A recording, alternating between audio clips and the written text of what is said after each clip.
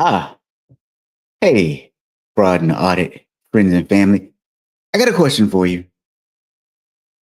Have you ever met someone whose title didn't quite match up to what they actually knew? Like a financial guru who couldn't balance their own checkbook, or a coach who never played the game. That ever happened to any of you? Makes you wonder, how much do credentials really matter? And now that I've piqued your interest, you better hold on tight because, well, I say this every week, but today's going to be crazy. Are you ready? Let's go.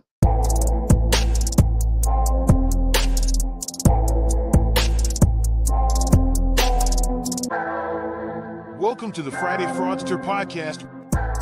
Join them as they discuss sad, funny, and sometimes disturbing fraud stories. Be sure to catch past episodes on your favorite podcasting platform or go to www.fridayfraudster.com.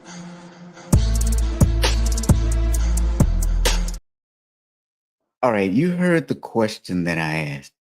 Have you ever met someone whose knowledge or credentials didn't quite add up? Welcome to the Friday Fraudster podcast. I was thinking about this the other day because I had a friend who discovered that his coworker's MBA came from a school that turned out to be a diploma mill. And so the guy was actually competent at the job, though. But once everyone knew, it kind of changed the way that they looked at him. So that's the question I have for today. Do credentials really matter? And how much do they matter? So without further ado. Hello. Hey. How's it going? I'm trying to figure out, do credentials really matter? No. They don't? They do, but they don't. I think it all depends. Is that our answer, though? Isn't that an auditor's answer all the time? It all depends. It depends, right? That is an auditor's answer. So elaborate. You mean they do, but they don't? Because I know Carol probably has something to say. Carol's here today. So certifications, I am not saying that I know more than anybody else, but like an example is like I have my master's degree in accounting. Do not let me do your taxes if you're a business. I can do my own. It would take me too long and I'd probably mess it up. So you know what I'm saying? So I think I don't, and that might not be equivalent, but let's look at us auditors, right? That have our certifications, whether it's my CIA or you've got your CISA or anything like that. Have you ever had anybody that had their IT audit credentials and you're kind of going, man, you really don't know anything about IT? Ever? No, I'm just kidding. Yeah, all the time.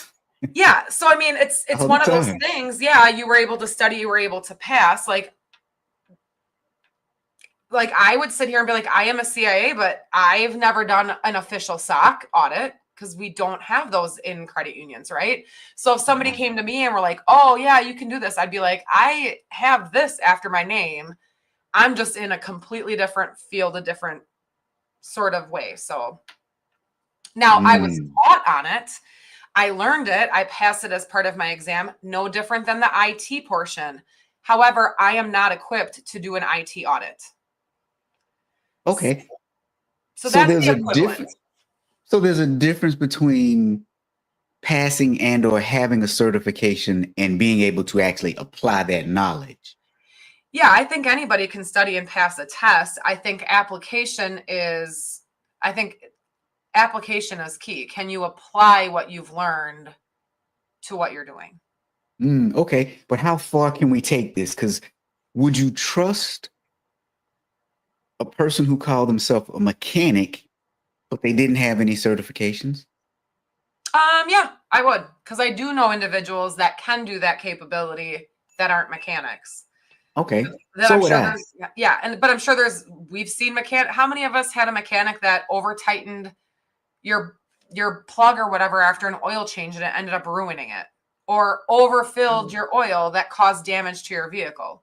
So just because they were a mechanic at a shop doesn't necessarily, and I mean, we all make mistakes. So I'm not trying to make that equivalent. So Sure. hands-on Now, experience, yes. yeah, Carol is saying, I feel hands-on experience speaks volumes. Mhm. Yeah. So a mechanic may have hands-on experience. Did you read that story recently? Well, I guess it wasn't recently, but that the story about the guy who was flying airplanes as a pilot, but he really didn't have his pilot's license? No. So yeah, man, I keep on going back and forth because like I want my pilot to have his license. However, your pilot license, in order to get it, also requires you to fly for so many hours and show your competency. So I do realize there's some professions where you get certifications and everything else that you're required to have that hands-on. Plumbers, electricians, you become a journeyman, welders. Like those are things that you are required to show your capability in order to get certain things. So I guess that's the reason why it's kind of like, yeah, I mean, look at how many CPAs we probably have that actually really don't know the tax law as well as they probably should. Ah, so now we go back to Carol's point then, hands-on experience. Mm-hmm. And so you make a good point though, because with the pilot, yeah, you not only are certified or licensed as a pilot, but you have to have a certain number of hours to demonstrate your Mm-hmm. proficiency. Okay, so what about a doctor? Yeah. No hesitation there, right? Yeah. I mean, I maybe I'm correlating this wrong. Is there a level of hands-on experience that we should expect and require when it comes to potentially causing harm to humans? That would apply to your pilot. That would apply to your doctor, Oh, for sure. For a sure. dentist. Absolutely. That would apply to a dentist. I Yeah. mean, That would even apply to a hairstylist. They're supposed to be licensed in the state within which they operate.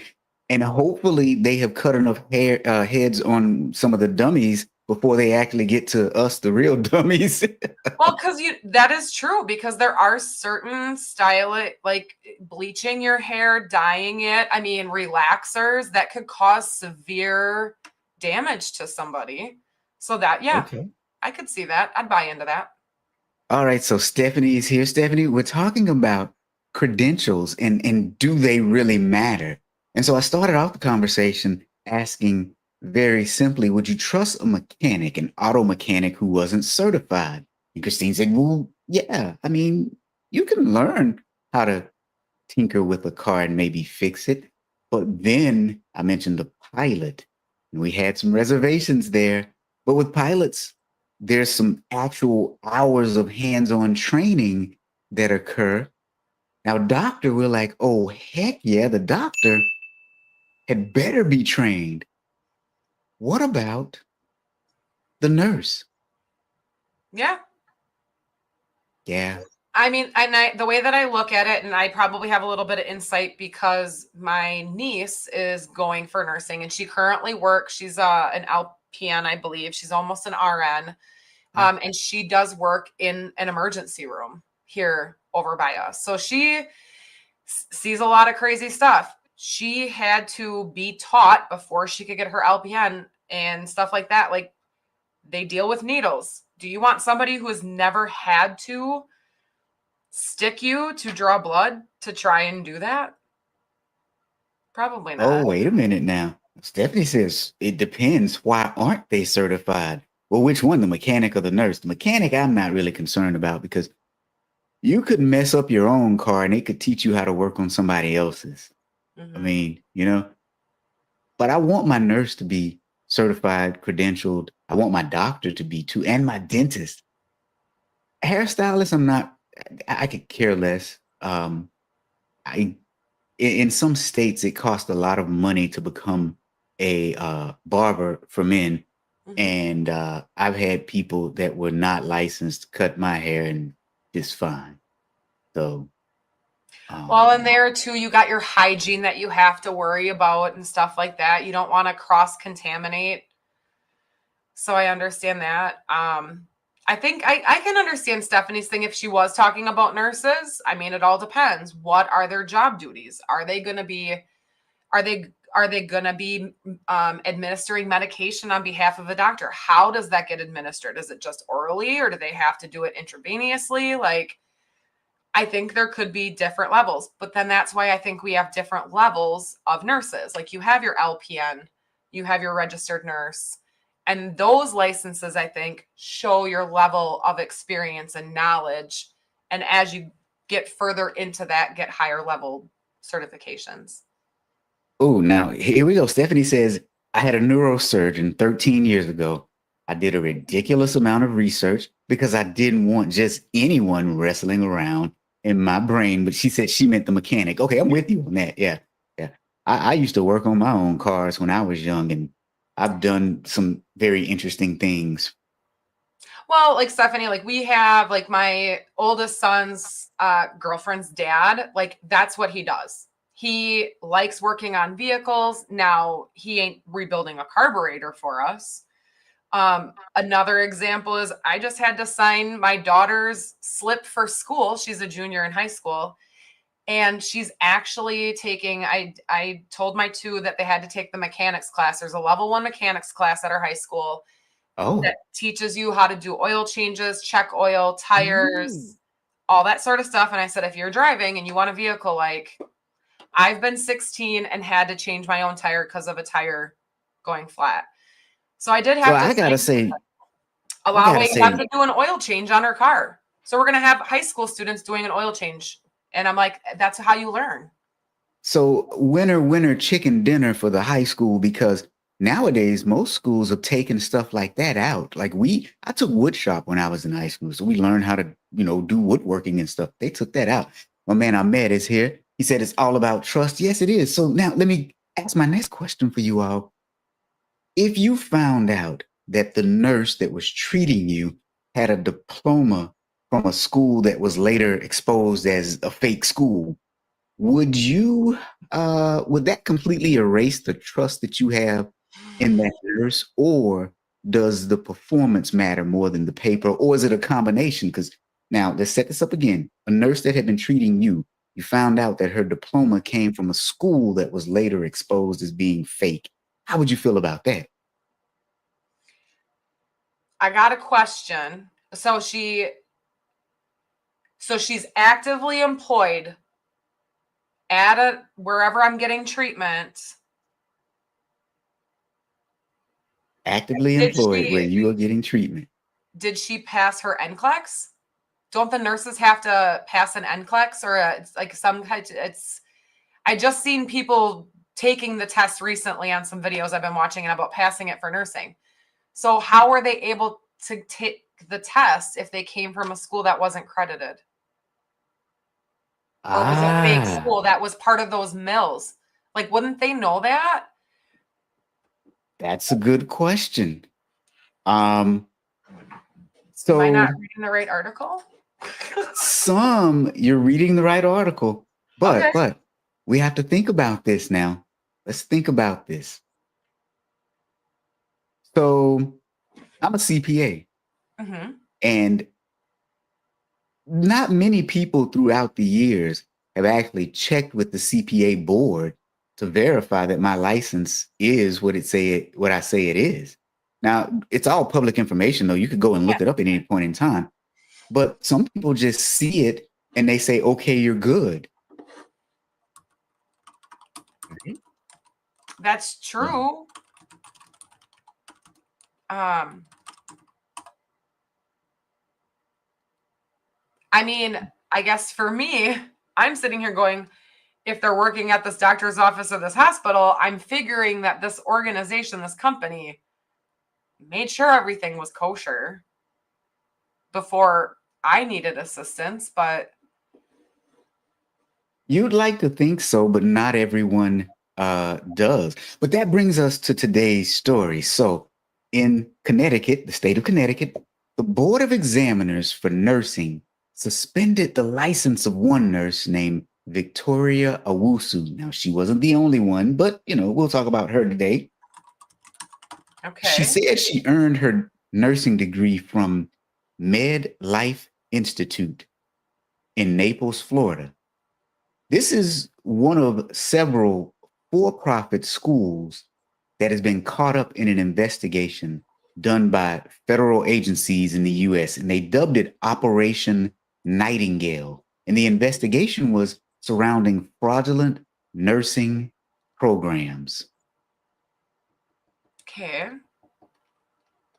Now, the way that it works is you have to, of course, get your nursing degree and you have to pass the exam, right? Mhm. Then you also have to register with the nursing board in each state. Each state has its own nursing board. And the purpose of the nursing board is to oversee activities of the nurses, like renewing their license. And I can't remember when the license is renewed, 5 years, 7 years, I forget the time frame. But also, if you work at an organization as a nurse and you do something wrong, that organization should report you to the nursing board so that the nursing board can sanction you. But this individual got a degree. Yeah. We're assuming that she passed the exam because I couldn't find, to your point in the question you asked, I couldn't find any information on whether she actually passed the exam or not. But I just kind of assumed, even though you know what you do when you assume, but I kind of assumed that if they were able to talk to the nursing board about her, that she must have passed the exam. The Yeah. problem was, though, MedLife wasn't properly accredited to offer online instruction, and that's what they did. So investigators couldn't confirm that she had ever lived in Florida during her supposed enrollment. So for her, they're thinking that she took online courses. Now, think about this. Mm-hmm. Nursing is not just theory. You Correct. have to have a certain amount of hands-on hours. And I think it's somewhere like 50-50 or 60-40, where 40 might be classroom and 60 might be hands-on clinicals.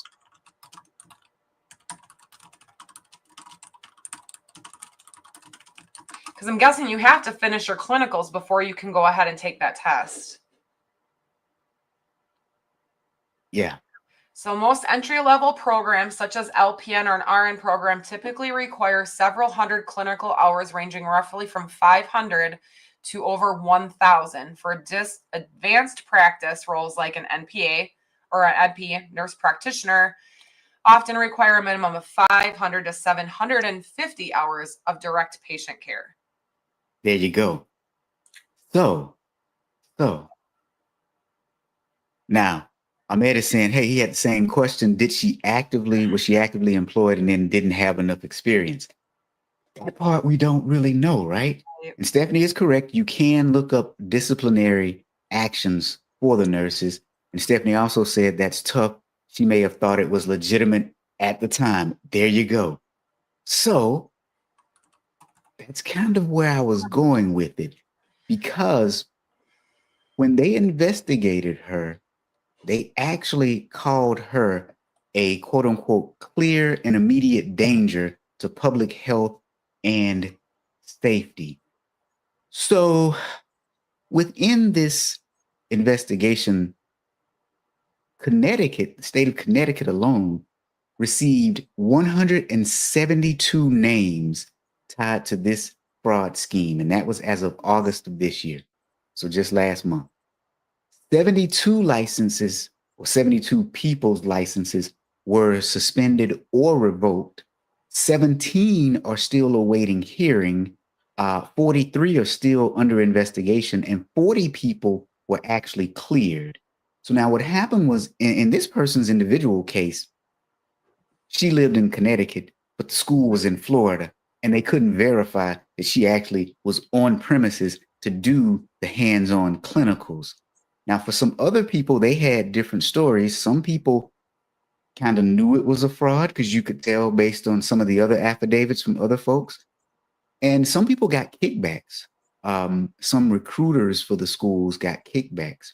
But if you think about this, all in all, too, these people paid money to go to these schools either directly out of their own pocket or via federal grants Right. and loans. Oh, so it did say The fake degrees allowed people to take the National Council licensure examination known as NCLEX for registered nurses. So it goes Okay. back to what you said. Yes, they have the knowledge base. They read their books, they studied, they could pass the test. We're missing the clinicals. We're missing Yeah. that. Because it did state that was not offered at this school. Yeah. Which means that the school was handing out illegal degrees. You can't have a nursing program without clinicals. And think about this. If you've ever given blood or had blood drawn, there's a difference between a phlebotomist or a nurse who's drawing your blood that knows exactly what they're doing versus someone who just kind of sticks the needle in and just pokes and prods and then bothers you. That is where the clinicals come into play because you get to experience things in the real world. That was the only equivalent I could think of, right? I know, but it just makes me weird because I'm worried about an air bubble. Like right away when I think of needles, I think of air bubble and automatic death. Ah, well, yeah, that's true. I've never had that thought until you just said that. Oh, man. Now you're always going to have it when you see a needle. I know. Now, Stephanie says that her mom was a nurse for over 30 years. And now Stephanie's also saying they probably have to revoke them and they have to take it all over again, even if they've been working in good faith. Yeah, and that's the sad part. So whether you were willfully a part of the scam or deceived, hence the title of this episode, A Degree of Deception. Get it? Haha, a degree with deception. Anyway, the consequence is the same. And so this is where it gets really, really sad because you may have some people that have been practicing in the field for a while and doing a good job, but now their livelihood is taken away. Oh, I think Christine just froze up on me. Okay, so that's a very good point, though, Stephanie. Very good point. They probably had to have them revoked, or they're going to have to start all over again. And that's sad. Now, imagine being one of those nurses. So maybe you thought you were doing everything right. You paid thousands of dollars, you've passed the NCLEX exam, and you've worked for years. And now your career might be over. Or imagine being a patient who just learned that the person who cared for you skipped critical clinical training.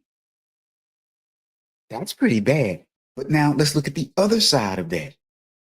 The alleged perpetrators, the recruiters, the school owners, the people who, according to federal prosecutors, sold shortcuts to desperate students. They took in millions of profit, millions of dollars in profit. But what damage did they do to human life? How many people were injured, maybe even killed because of these behaviors? Because they received a diploma that they did not deserve. Oh boy, and we lost Christine. And so all you all have now is me. So it's just us. It's just us here. But yeah, so imagine that though. Imagine being one of those nurses who's worked for 1 year, 5 years, 10 years, only to realize that, well, your career is now over. Christine, you just got brand new internet service. Uh-oh, I don't think she can hear me right now. Okay. Can you hear me now? I can hear you. Can you hear us? I can. Me? I think it freezes every time I try going to your live on LinkedIn. So I can also add comments. So we're just not going to do that from now on. Okay. Well, what I was saying is I was talking to everybody about imagine being one of those nurses who thought you were doing the right thing and now all of a sudden your career is over. That and all that money you spent and all that time that you probably thought you were doing the right thing. Yeah, yeah. It's got to be, I'm sure it's probably earth-shattering for some individuals. They probably put in a lot of time, effort, and like I said, money. Yeah. Now, the young lady we're talking about today, she wasn't the only one. There were a ton of people that were that have been indicted in the state of Florida, and many of them have been indicted on conspiracy charges. And the charge has been conspiracy to unlawfully enrich themselves by soliciting and recruiting co-conspirators. They got them on wire fraud for wire communications. It's been a whole scandal across the entire nation. And now just sit here and think about, I mean, weren't we already in a nurse shortage? Well, okay. Or were we bouncing back from that? So here's what I think. And again, some of this is my speculation, but I'm going to back it up with some facts. I think we were in a nurse shortage during COVID, and I think we overhired because everything that I've seen now, if you look at social media, you guys know how I feel about TikTok. Again, it's the Satan app, but if you want to find out what people are really thinking, you go to TikTok because people disclose all of their personal business there. Over the last 6 months, there have been a slew of nurses going to TikTok saying that they've been fired from their jobs.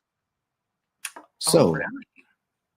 I think that we overhired during COVID, and now we're just starting to right size it. But also, this is going to sound both bad and good. I think the nursing profession was due for an overhaul. I believe that the old school nurses were some of the most wonderful nurses in the world because they got in it for the love of wanting to heal people and for the money, because don't get me wrong, it pays very well. But again, if you go back to TikTok, you will see women encouraging other women to get into nursing because of the money. Yeah. They'll say, it's only the money. That's all. And I'm like, so you're giving your sister bad advice here. Like that you got to have a love for wanting to help people and want the money. Because don't get me wrong, over here, we believe in making money, right? But you got to have some sort of passion about what you're doing too, or at least be good at it. If money is your only motivator, you're not going to be that great at it. Yeah.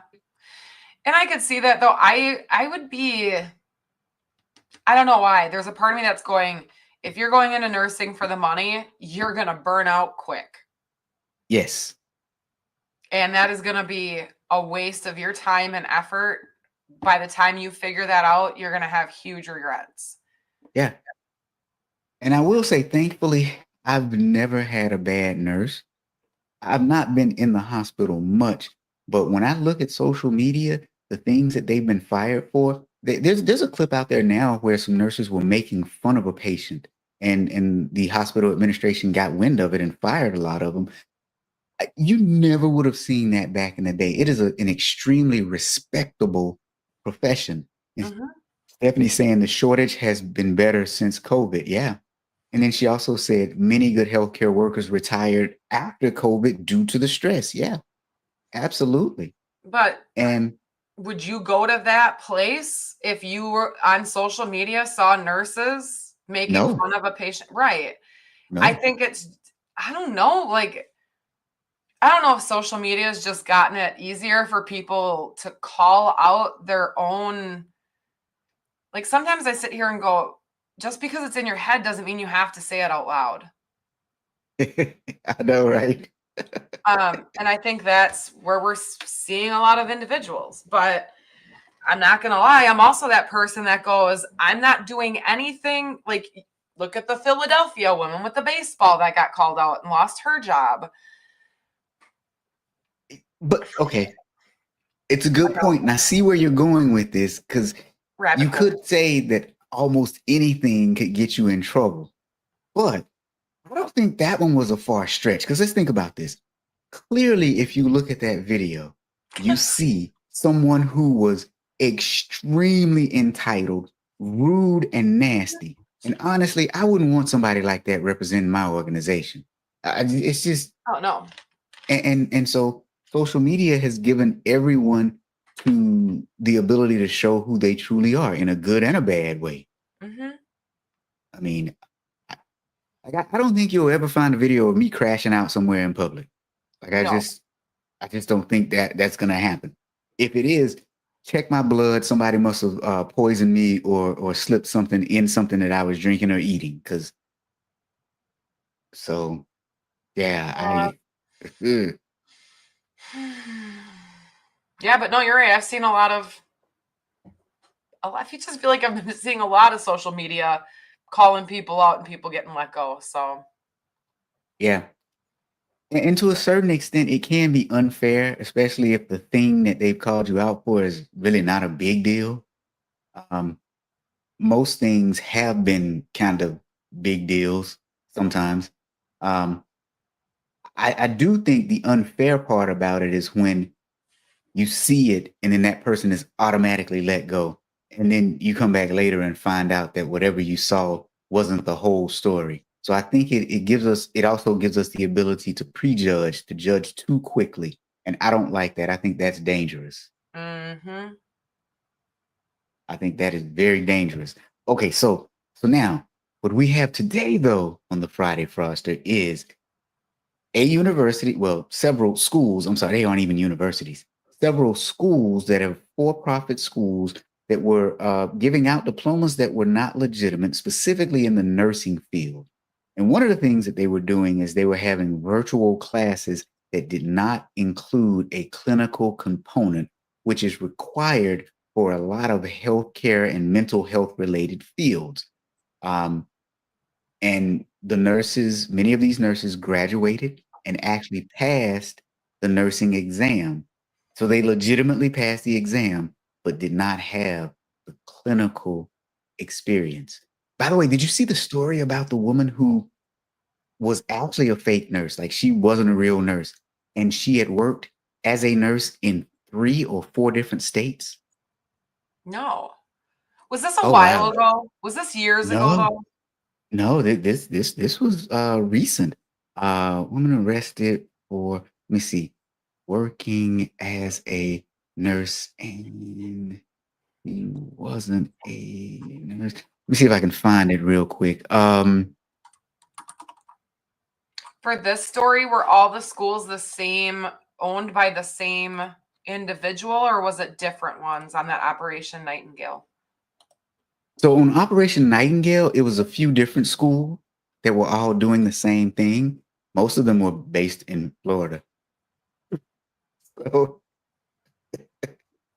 oh, I mean, I yeah, can't most. see anything because I know there's certain individuals because I have my degree through the University of Phoenix. Yes, I did my college online. I was working full time.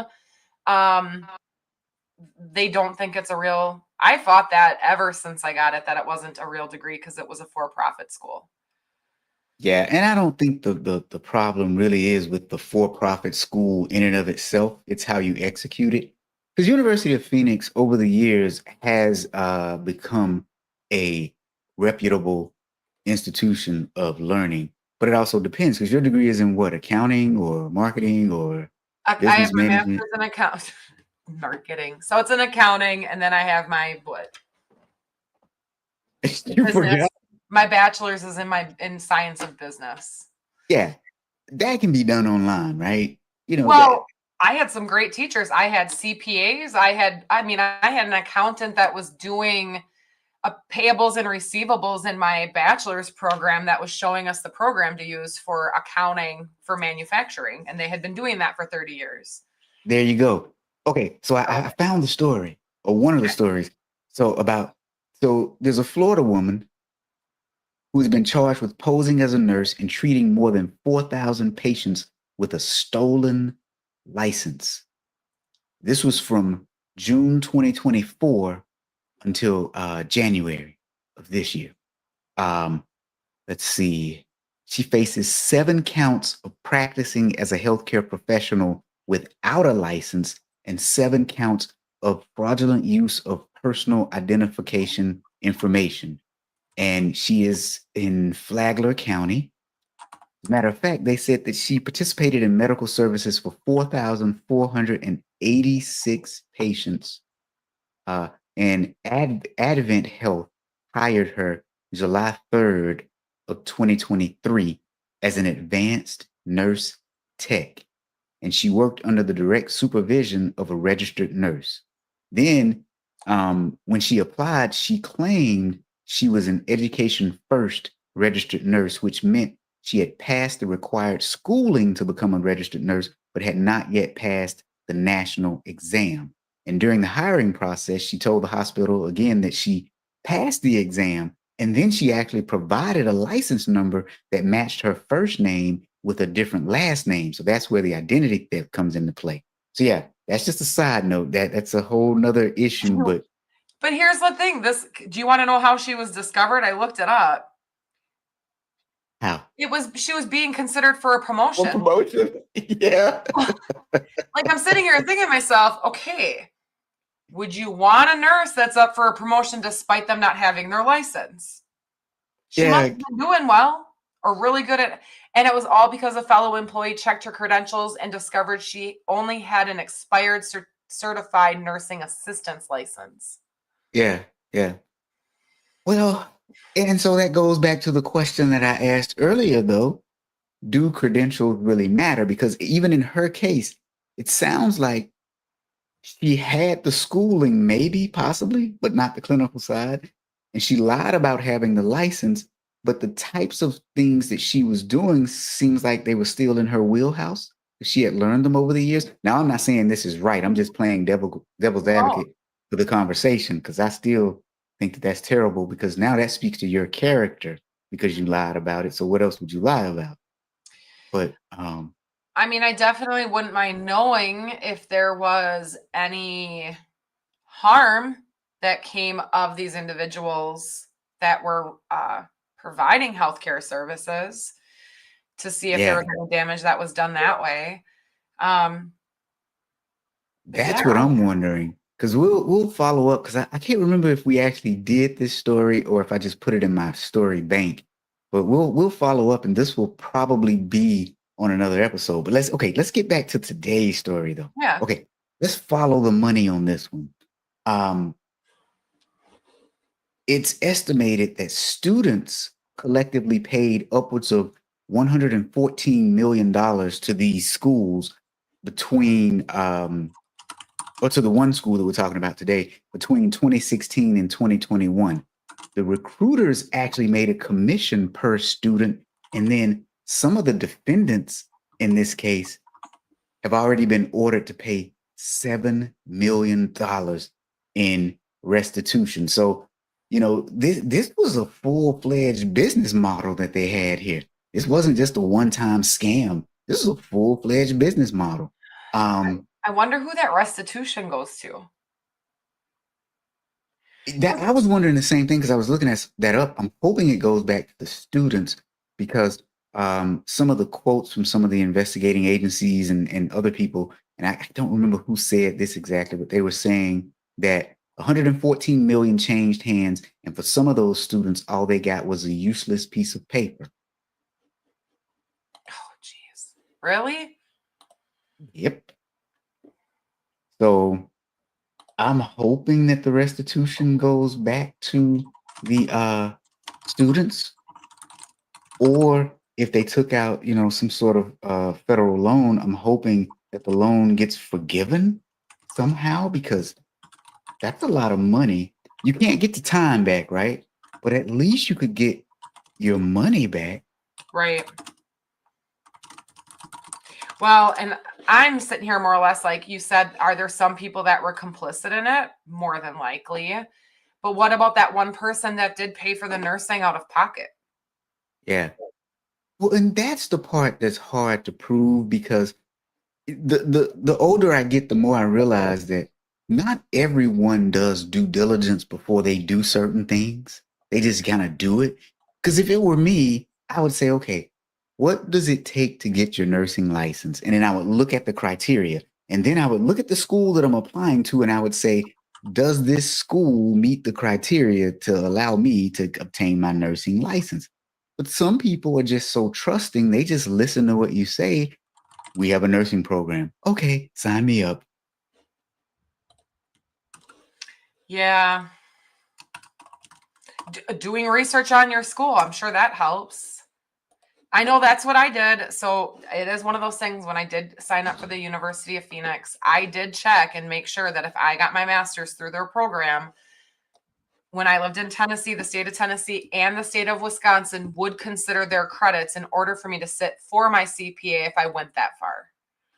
So I did research before I went that way. I wanted to make sure they were an accredited school in two of the states that was a high chance I'd be living in. Gotcha. Gotcha. And so there we go. Stephanie said it. If it sounds too good, but I'm with you. But that was the point that I was making, Stephanie. Some people don't even know what too good is because they don't do enough research. I just, this only came to me as I got older. I just kind of assumed that most people would do the research and would figure it. But the more I started dealing with people, I was like, not everyone is. Some people Look don't at the even know what. fraud. Look at our increase in fraud. And there's times where we're looking at people going, how? Right. How did you give away your MFA code for your online banking? Or Right. how are you not seeing that this relationship that you're having with somebody overseas for the last 2 years that you've been sending money to, that if you've never met in person or talked to online, is your soulmate? Yeah, that's a big fail. Right. I mean, if you didn't do your research, or what if one of your friends, because this went on from 2016? With this individual, yeah, I think so. But most of it happened in the later years when she started getting those promotions. Yeah. Okay. So let's say, well, what happens whenever we have a really good experience? We tell other people about it. Well, my friend was thinking about getting into nursing. Hey, well, I'm going through the school. It doesn't cost a whole lot. I really like my instructors. They're helping me out because they still were doing some schoolwork, just not to the extent that they needed it to. I do think that Stephanie is right. The red flag was we weren't going to be requiring you to do any clinicals. Yeah, yeah. Well, and Stephanie also said this happened with her ex with the masters from the Institute for Masters. Oh, the Masters Institute in San Jose. Oh, wow. Wait, was that a fake school or something? What happened to the Masters Institute in San Jose? Oh, boy. Now that is very interesting. Very, very interesting. So Why did you go like this? Hmm? You had a surprised look when I was talking. What did you find? Oh, nothing. Nothing. You know what? I think I was reading Stephanie's comment because I had seen it come in and I was like, oh, that happened with your ex. But no, look, with every fraud thing, there's always a turning point, right? So the turning point here actually came November of 2022 when I think the National Council of State Boards of Nursing alerted the state regulators in Connecticut. So you have your National Board of Nursing, and then each state has its own state nursing board. And so that tip sparked a 2-year investigation. And so by September of this year, um, the Connecticut's board had enough evidence to suspend this one young lady's license. And many more cases are still coming, like I said earlier. 40 people have been cleared, though. And I'm wondering what happened. Why were they cleared? Did they eventually go back and get the clinicals? Did they not lie and say that they passed the exam? I mean, uh, um, like what happened with those Yeah, people? how do you get cleared? Yeah, yeah. So it means they could have still not had a license. They were probably just cleared of all charges. So are those the individuals that thought they were actually signing up for a nursing degree?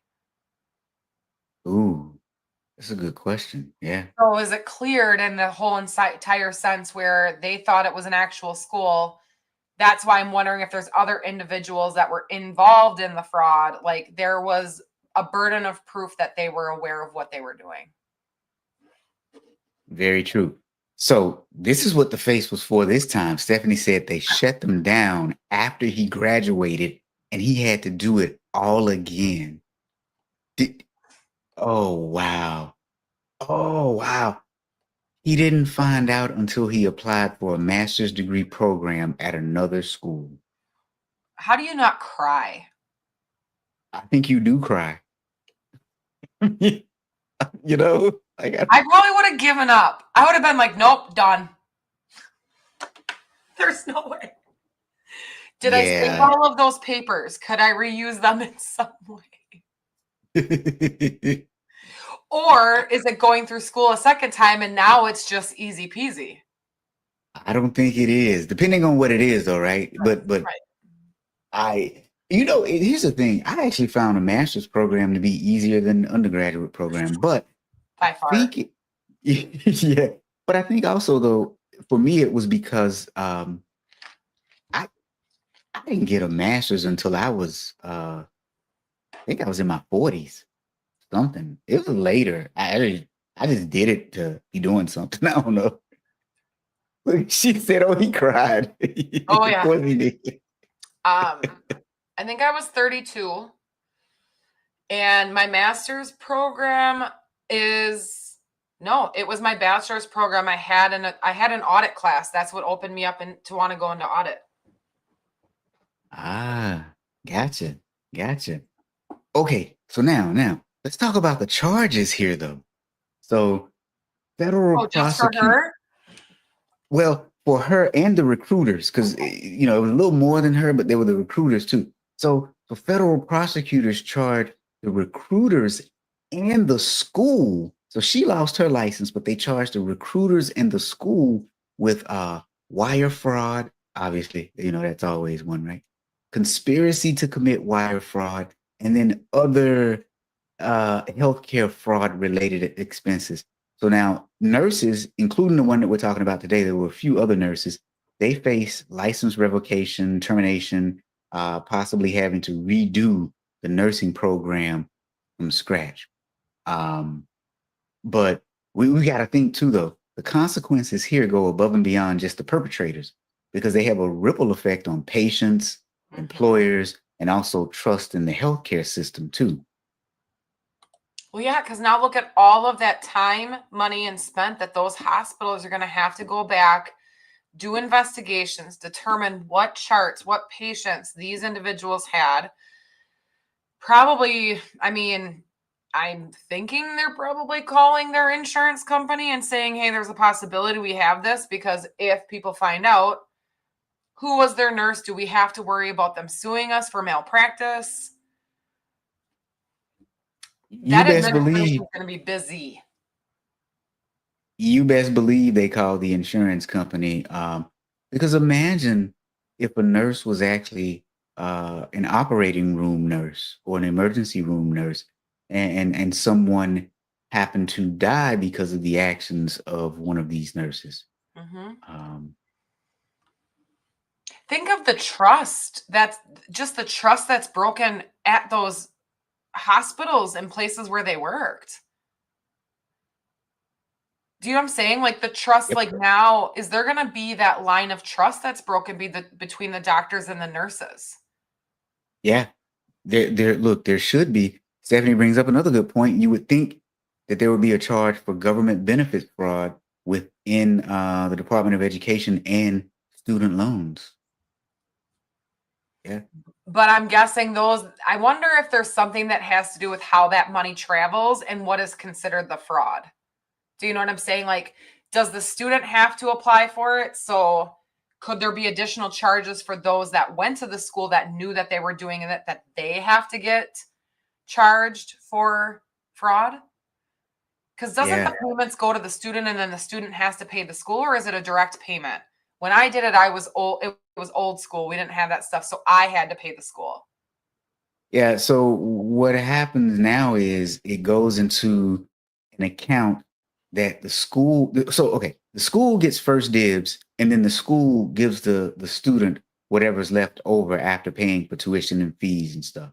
So it comes directly to the school in an account, and the school is linked to the student's account so that they can give the refund to the student or the overpayment, shall I say. Okay. Yep. I think you're right. Yeah. Yeah. That's how it was done. But Yeah. it's not like the school was, do you know what I'm saying? It's not like the school was implying on behalf of the student, like the student had to do it. Right. So the student has to apply and they have to fill out the FAFSA form. But in the case of these schools, they were for profit and they had recruiters that were actively soliciting students, and the recruiters got commission payments based on the students that they could bring in. So ideally, they targeted students, right? Because you're going to look for students who are probably in a financial position to where they would be able to get federal loans and or grants. Because ideally, you want them to get a Pell Grant, right? So that Mhm. they could stay in your school. But yeah, the other thing though is for the ones who are completely innocent in this and didn't know, they now have heavy student loan debt that they have to repay, but they are not in the job that they thought they would have that would give them the ability to repay the loan. Right. So I feel sorry for those. Especially now. I mean, it's not like they can defer it. Yeah. I mean, that's terrible. Oh wow. Yeah, that's terrible. Yeah. I didn't even have that part in my notes. It just kind of clicked with me, you know. Oh wow. Like I said, there's gonna be a lot of hurt on quite a few of these people. Yeah, yeah. And so now if you take a step back for a moment, you got to wonder how many other diploma mills are still out there? And then how fast do regulators catch them? And then how do we balance second chances with public safety? So I always sit here and think there's got to be a start somewhere. There's got to be a whistleblower early on in the process when they're creating these type of schools, right? So there's going to be one person that's not part of the fraud that, yeah, we'll go ahead and take them, and then something clicks and they realize, okay, this is probably not a real school. But is anybody going to take a look at one person's BBB review of a for-profit school and think, yeah, they're 100% right, we should look into them? Oh, that's a good point. And I'll take it a step further. If you are that one person that gets suspicious and finds out that something is wrong, are you really going to say something because now it jeopardizes your career? Now, And how long have you been going to school there? yeah. What if you've already graduated when you found out? Now, here's some good news within that, though. You know, the federal government now offers a portion of the reward money for whatever fines, penalties they impose on groups if you are a whistleblower. So it would be in your best benefit to blow the whistle first. Now, morally, you should do it anyway. But let's just say if you have no morals and ethics and you're very self-centered, you could still profit, quote unquote, profit from the situation if you do the right thing. So there is an incentive to do the right thing. There's a moral incentive, there's an ethical incentive, and now there's a financial incentive. Yeah. This I was mean, a tough this one. won't be the last one that we see. I feel like it comes in, well, look at the one that you had, or the one that Stephanie's brother had. Like, this isn't the first time that we've had fraudulent schools Yeah. that were created. Well, and in this case, the Operation Nightingale, we only talked about one school and one person, and then kind of mentioned a few other people. There were hundreds of people within this. Like I'm looking at other affidavits or indictments. Sorry, I'm looking at other indictments that were related to this case when I was looking this one up, and I was like, I can't jumble um, everything together. But for example, there was another school called Powerful U Healthcare Services LLC, and it was incorporated in Florida as well. This one was in Fort Lauderdale. And on their Facebook page, they advertised themselves as being a nurses and doctors. Let's see. Wait, hold on. What does it say? It empowered it billed itself as a group of nurses and doctors wanting to empower men and women by helping them to become healthcare providers. So that was the school's claim to fame on their Facebook page. Now, mind you, this is different from the one that we've been talking about. So, and then there was another one. Let's see if I can. Well, I pulled up the top 5. Okay. So based on AI, some of these are a little, so like University of Phoenix is number 3 on the list. They had to actually pay back $191 million settlement, and that included $50 million in cash payments and the cancellation of $141 million in private student loan debt, because they were penalized for using deceptive marketing practices, which alleged the school misrepresented its job opportunities and relationship with prominent companies.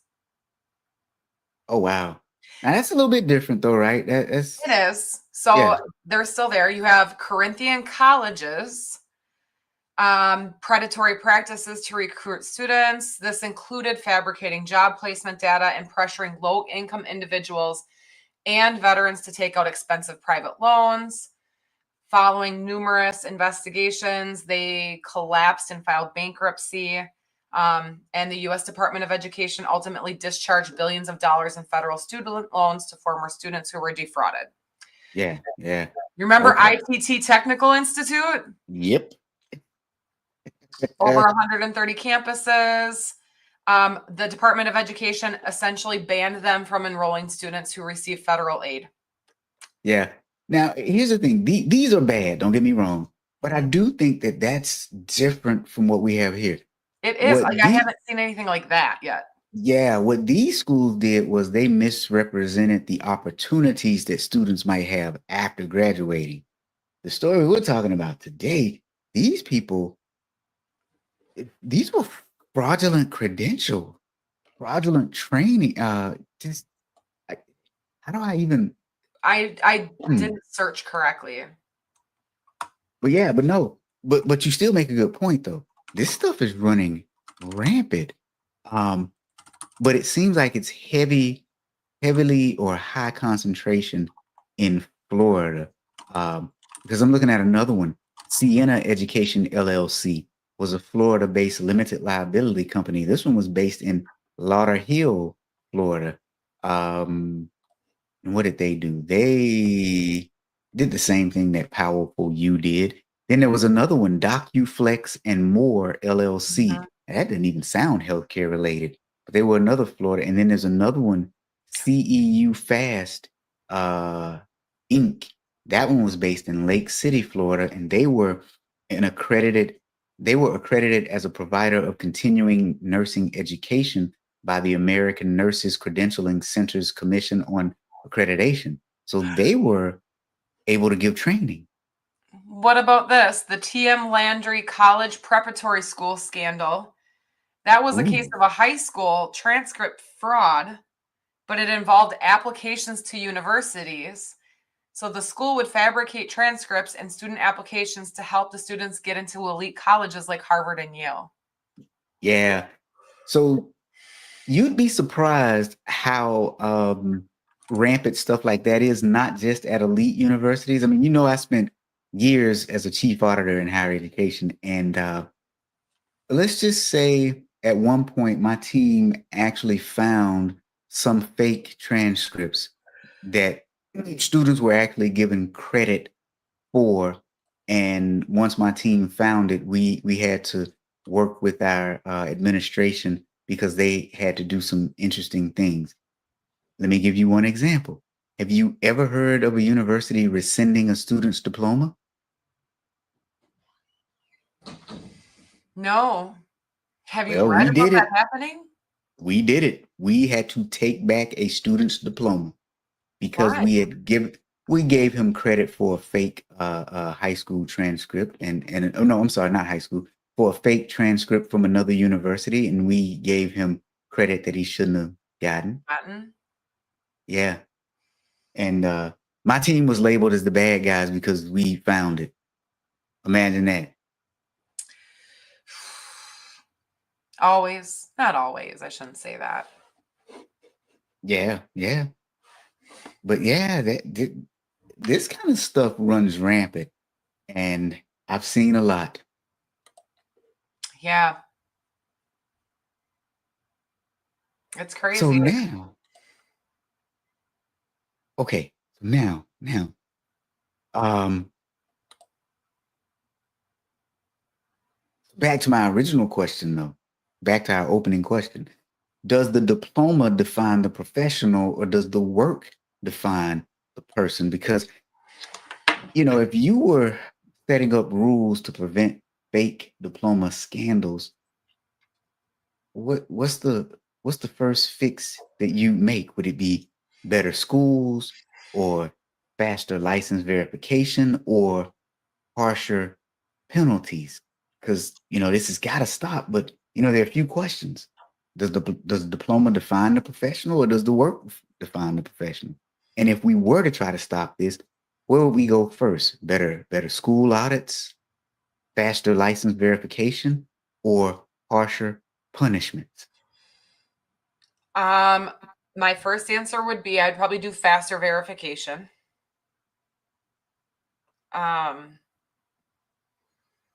Then second, detective review audit, something like that, let a little time pass, then do a review, see if anything has changed. We could always sit here and say better schools, but that doesn't necessarily prevent that from happening. It's not a preventative control. I think as far as a preventative control, I think I would be looking for faster verifications, stronger validation of licenses and identity. Like the one other woman that you talked about. Oh yeah, your first name matches. Really? Okay. Well, if the last name doesn't match, why is the last name not matching? Oh, I got married. Okay, we need your marriage certificate. Right? Yeah. Like simple as that. I mean, you could look at my diplomas don't have my current last name on it. So yeah, my work had to do extra due diligence on it. Yeah. Yeah. Due diligence is important. All right. So I'll leave it up to everyone else. What do you guys think? I don't have anything else on this one. Did you find something else in the interim? I did not. I think my only other words of advice is if you have friends, family, yourself, and you guys are looking for higher education opportunities, yes, I'm not going to lie. I really enjoyed online. It was a great thing. Just do your research. Make sure that you understand what you're getting into. Make sure that the credits that you are getting get you to your end goal for the higher education, and good luck. Yeah. All right. Well, thank you all for joining us this week on episode 193. Wow, that's a lot of episodes of the Friday Fraudster. We'll see you next week. Take care.